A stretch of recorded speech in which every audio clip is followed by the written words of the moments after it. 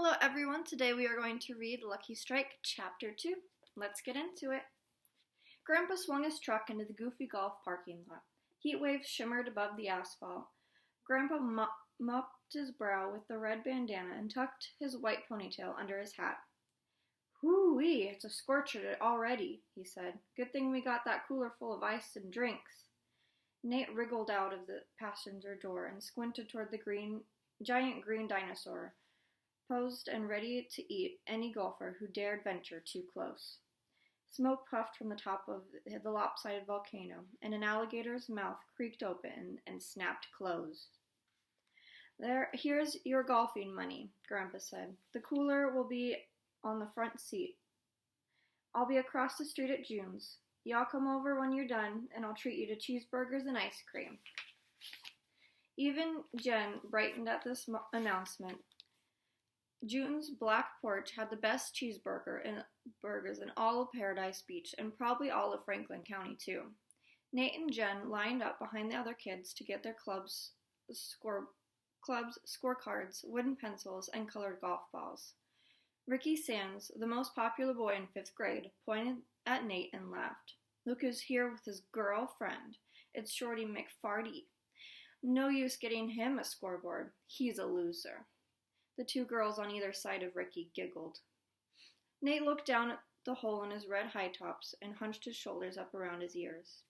Jen stuck her out her chin and glared at Ricky. "I'm not his girlfriend," she said, "and Nathaniel has just as good odds as anybody of winning." Ricky shook his head. "Figures the preacher's weirdo daughter would stick up for a loser." Nate cut a sideways look at Jen and smiled. "Weirdos and losers stick together," he said under his breath. "Through thick and through thin," she said, finishing their official motto. "What color golf ball?" the man in the golf shack asked when Nate and Jen stepped up to the window. "Do you have green?" Jen asked. Nate groaned. The man sighed. The long ash on the end of the cigarette slumped and fell to the desk. "You know we don't have green," he said. "I told you that last time. Red, yellow, black, and blue. That's what we got. That's what we've always had." "I'll take red," Nate said. Jen pulled at the masking tape, holding her glasses together. "I don't like red." "Then take yellow," he said, trying mightily to be patient.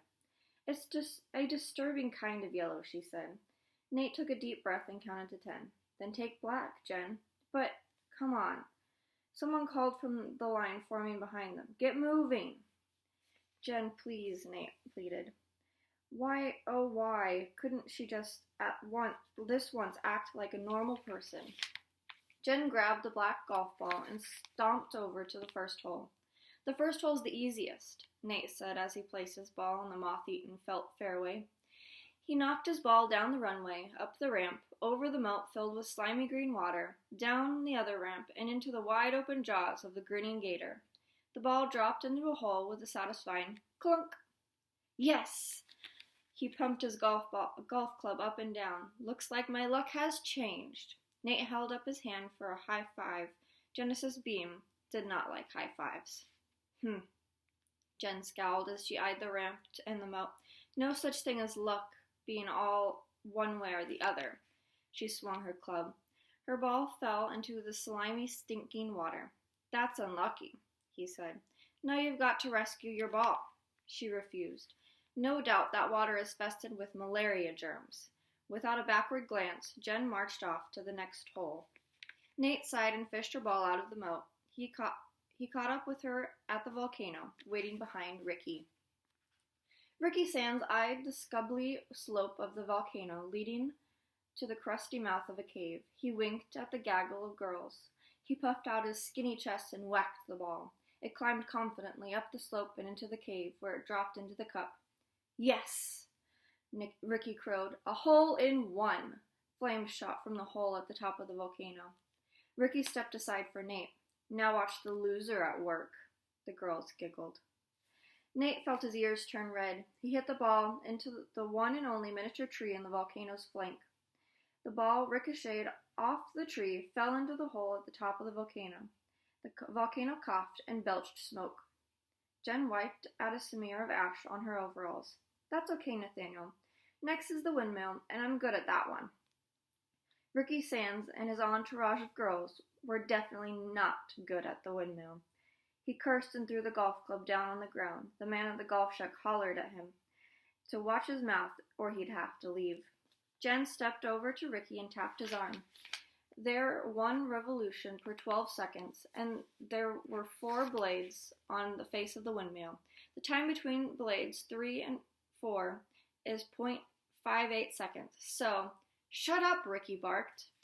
She stumbled backward, tripped over the fake tree, gracing the volcano, which promptly burped clouds of smoke, and fell fanny first into the slimy, stinky, malaria-infested moat. Jen whimpered, then flapped her hands as if trying to fly from her predicament. What did I tell you, Ricky said. A weirdo. You didn't have to yell at her like that, Nate snapped. She was just trying to help you. Ricky rolled his eyes. I need her to help me like I need a hole in my head. The girls laughed, and it was the funniest thing they had ever heard. Nate threw down his golf club, which brought another warning holler from the man at the golf shack, and told Ricky to take a flying leap. Come on, Jen, calm down, he said, pulling her from the moat. I've got malaria all over me, she whimpered. I'll be dead before my next birthday. He did his best to wipe the green slime from Jen's overalls. No, you won't, he assured her. I'm sure they put all kinds of insecticide and stuff in the water to keep the germs out. Her eyes grew big. Insecticide? Did you say insecticide? That's even worse. I'll end up with cancer or grow a third eye or... She trailed off with a moan. Nate sighed. Goofy golf on his birthday was not going well. He looked up to the heavens, to that blue, blue sky, and asked, Why me? And very far off in the distance, way out over the Gulf of Mexico, thunder rumbled.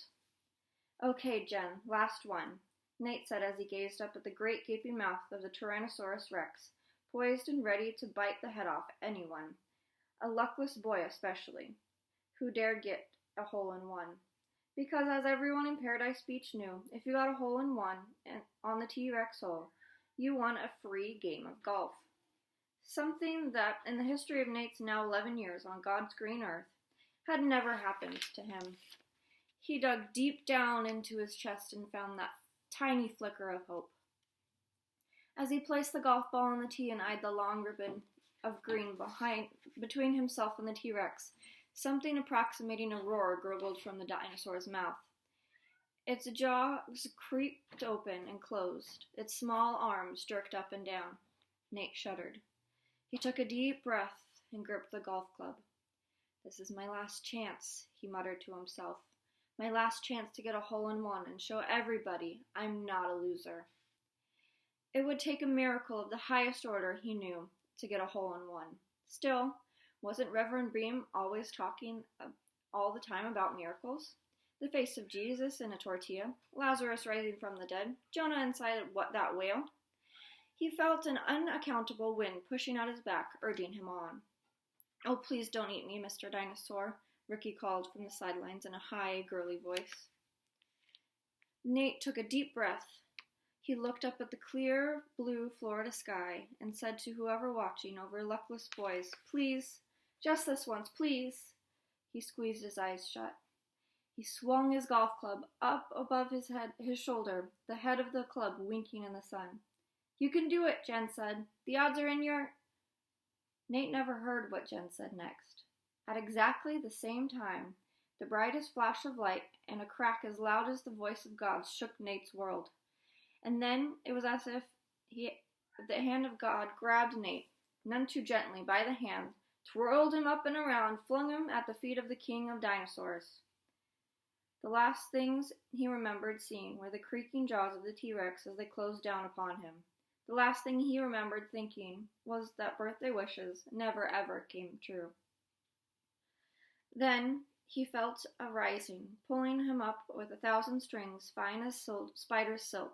The strings pulled him up through his chest and stomach and arms and legs and finally, free of his skin, with a soap bubble pop. He floated through the air, an air spangled with 1,000 million lights. It was as if every lightning bug in the United States of America had converged around him. They tickled his arms and head and chest. They filled him with delight and peacefulness. Music surrounded him and carried him aloft like the most beautiful angels, all singing to him at once, or like a choir at the church of the one true Redeemer and everlasting light.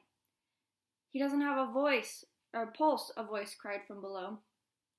Nate looked down upon the people swarming around a crumpled body. "Someone run across the road and get his granddaddy," another voice cried. "Call 911, Ricky Sands hollered to the man in the golf shack. Nate could not, for the life of him, figure out what all the ruckus was about. He felt fine, finer as a matter of fact than he'd ever felt before. Someone pushed through the crowd and crouched down next to him. His heart swelled. Jen, bless her heart. He saw her pinch his nose, then cover his mouth with hers. "Ew," one of the girls said. "She's kissing him." She locked her hands and arms and pumped his chest. 1, 2, 3, over and over. Then breathed into his mouth again. "Don't leave me, Nathaniel Harlow," she commanded.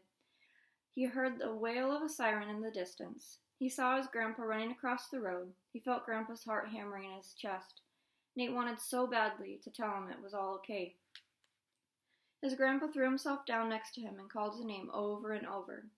Nate marveled at the tears streaming down the old man's face. He had never ever seen his grandpa cry, except for when Nate's parents had died. "Come on, Nathaniel," Jen said as she pumped his chest. "Losers and weirdos, stick together." With each breath Jen blew into his mouth, and with each call of his name, he felt the strings holding him aloft break, one by one. Ping, ping, ping, till he felt himself falling back into his broken body.